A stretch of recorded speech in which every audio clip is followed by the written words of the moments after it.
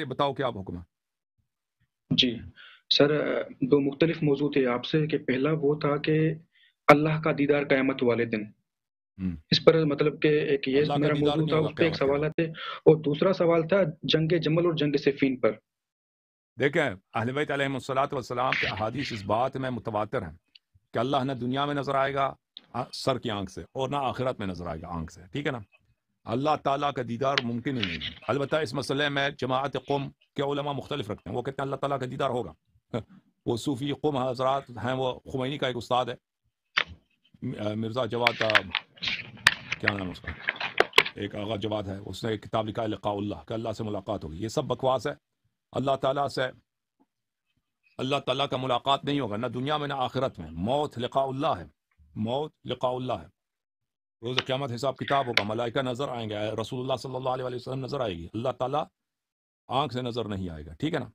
جی ہاں، یہ سر میرے پاس جو اہل سنت جو جس مسئلے میں اخذ کرتی ہے نا، اس پر تھوڑے قرآن کی کچھ آیتیں تھی، اس کا آپ کا مطلب کہ موقف جانا چاہ رہا تھا کہ اس آیت کا وہی مطلب ہے جو اہل سنت کر رہی ہے۔ قرآن میں سر سے کوئی پہلی آیت ہے نہیں ہے، وہ قرآن کی آیت سری ہے لا تبصر، بلی لا تبصروا، بلی کیا،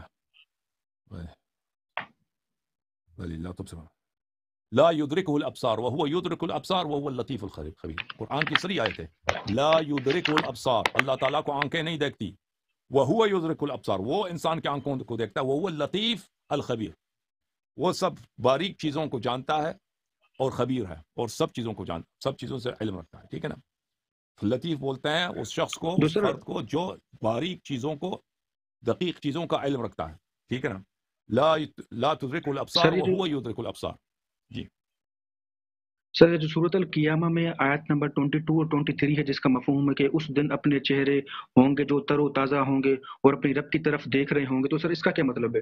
وجوہ الى ربهم ناظرہ، بھلے اس کا میں آپ کو بتا دیتا ہوں۔ اہل بیت علیہم الصلوۃ والسلام کی جو تفسیر ہے، بھلے وجوہ یومئذ ناظرہ الى ربها ناظرہ، بھلے اس کا مطلب یہ ہے، اہل بیت علیہ السلام ناظر بولتے ہیں منتظر کو، الى ربها ناظرہ یعنی الى رحمت ربها منتظرہ، یہ اپنے قیامت کے دن اپنے رب کی رحمت کی طرح انتظار کرتے ہوں گے، ٹھیک ہے نا۔ ناظر سے مراد انتظار کرنے والا، نہ کہ یہ رب کی طرف دیکھ رہے ہیں، رب کی رحمت کے منتظر ہیں، اوکے۔ اس کا مطلب یہ اچھا چلے ہے۔ سر، جنگ جمل اور جنگ صفین پر میرا ایک سوال تھا، تھوڑا